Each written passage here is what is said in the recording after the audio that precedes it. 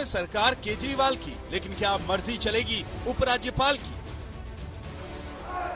2 दिन फरवरी पुलिस से आए।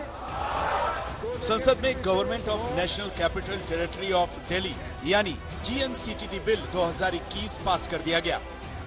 बिल के प्रावधानों के मुताबिक अब हर एक एग्जीक्यूटिव एक्शन के लिए मुख्यमंत्री को उपराज्यपाल की मंजूरी लेनी ही होगी। बिल दिल्ली में सरकार को भी परिभाषित करता है। इसके मुताबिक दिल्ली में सरकार का मतलब LG है। और देश के संविधान को बचाने के लिए बिल के खिलाफ आम आदमी पार्टी के साथ साथ कांग्रेस और बाकी लगभग पूरा विपक्ष है। 22 मार्च को लोकसभा और बुधवार को राज्यसभा में जब ये बिल पास हुआ तो दिल्ली के मुख्यमंत्री अरविंद केजरीवाल ने कहा कि भारत के लोकतंत्र के लिए दुखदायी दिन है। हम दिल्ली के लोगों के हाथ में ताकत लौटाने के लिए संघर्ष जारी रखेंगे। जो भी अड़चने आएंगी हम अच्छा काम करते रहेंगे। काम न रुकेगा न सुस्त होगा। केजरीवाल सरकार बिल को सुप्रीम कोर्ट में चुनौती देने का मन भी बना रही है।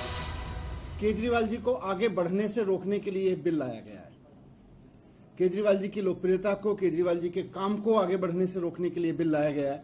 जनता भी देख रही है इस राजनीति को कि किस तरह से मोदी जी, जिसको देश की जनता ने इतना सम्मान दिया, आज वो नेगेटिव राजनीति पे उतर आए हैं और केजरीवाल जी की बढ़ती लोकप्रियता से असुरक्षित महसूस कर रहे हैं।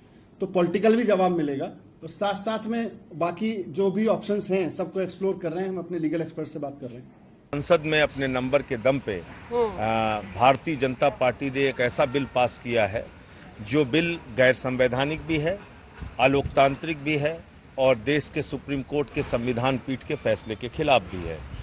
ये बिल पास क्यों किया गया? क्योंकि पिछले दिनों जिस तरह से आम आदमी पार्टी का पूरे देश में विस्तार हो रहा है, गुजरात में हम चुनाव जीत के आए, हम पंजाब में भी हमने इतनी बड़ी रैली की, उत्तराखंड है, यूपी है, गोवा है। आप बहुत बड़ी बात कह रहे हैं कि क्या चुनौती आम आदमी पार्टी ही दे पा रही है नरेंद्र मोदी को? नरेंद्र मोदी जी को अगर आज किसी से डर है तो वो है अरविंद केजरीवाल, जिसका नाम है, उससे डर है। केजरीवाल सरकार को जुलाई 2018 में सुप्रीम कोर्ट के फैसले के बाद से काफी शक्तियां मिली थी। 2018 में सुप्रीम कोर्ट ने कहा था कि पुलिस, पब्लिक ऑर्डर और जमीन के मसलों को छोड़कर LG को दिल्ली सरकार की सलाह माननी होगी। केंद्र की दलील है कि GNCTD बिल जुलाई 2018 के सुप्रीम कोर्ट के आदेश के खिलाफ नहीं है। बीजेपी की दलील है कि बिल से दिल्ली सरकार और LG के बीच बेहतर तालमेल होगा और प्रशासनिक स्तर सुधरेगा। हालांकि अब तय है कि दिल्ली में केंद्र बनाम राज्य सरकार का नया मोर्चा खुल गया है। बिल अभी संसद से पास हुआ है और दिल्ली बीजेपी के नेताओं ने उपराज्यपाल से मिलकर केजरीवाल सरकार की नई शराब नीति को रद्द करने की मांग कर दी है। हमने माननीय उपराज्यपाल से जो दिल्ली सरकार नई शराब नीति लाई है उसका विरोध किया है। इसमें भ्रष्टाचार है, इसमें हर वार्ड में 3 दुकानें खोलकर दिल्ली के युवाओं को शराब के नशे में ले जाने की तैयारी है। इससे दिल्ली के अंदर क्राइम बढ़ेगा। मुख्यमंत्री जी से मैं ये भी कहना चाहता हूँ कि अगर कोई परीक्षार्थी ये कहता है कि हम PCS की परीक्षा दें और वो कहे नहीं मैं तो IAS की कुर्सी पे बैठूंगा, अरे भाई यूनियन टेरिटरी के मुख्यमंत्री बनाया आपको, आप कहते हैं हम तो फुल स्टेट के मुख्यमंत्री बनेंगे, ऐसा कैसे हो सकता है?